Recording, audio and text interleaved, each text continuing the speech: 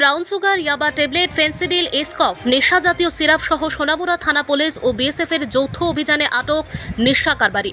ঘটনা সোমবার গভীর রাতে। জানা যায় সোনামুড়া থানার ইন্সপেক্টর বিপ্লব দেববর্মা, এসআই জগৎবন্ধু দেববর্মা সহ সোনামুড়া থানার পুলিশ ও এনসি নগর বিওপি বিএসএফ জওয়ানরা গোপন খবরের ভিত্তিতে তামসাবাড়ি এলাকায় অভিযান চালিয়ে ৩৫০০ ইয়াবা ট্যাবলেট, 14 গ্রাম ব্রাউন সুগার ও 28 বোতল ফেন্সিডিল ও এসকফ নেশা জাতীয় সিরাপ সহ নেশা কারবারি মুশফিকুর রহমানকে আটক করে সোনামুড়া থানায় নিয়ে আসে।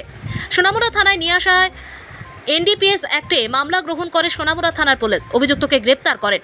মঙ্গলবার দুপুরে অভিযুক্তকে সোনামুড়া আদালতে সোপর্দ করবে পুলিশ। সংবাদ মাধ্যমে বিস্তারিত জানান সোনামুড়া থানার ওসি জয়ন্ত দে।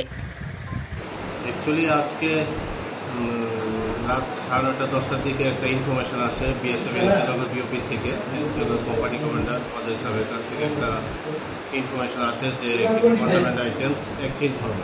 সেই অনুযায়ী ওনারাও আমাদেরকে পুলিশের স্টেট চেয়েছেন। অ্যাকর্ডিংলি আমাদের এখান থেকে ইন্সপেক্টর বিপ্লব দেববর্মা এবং সাব ইন্সপেক্টর জগবন্ধু দেববর্মার সঙ্গে স্টাফ নিয়ে বিএসএফ এর সঙ্গে জয়েন্ট অপারেশন করে এনসিনগরের একটি জায়গার সেই অপারেশনের সময় একটি লোক যখন এই কন্ট্রাব্যান্ড আইটেমস এক্সচেঞ্জ করছিল তখন ওকে ডিটেইন করা হয়।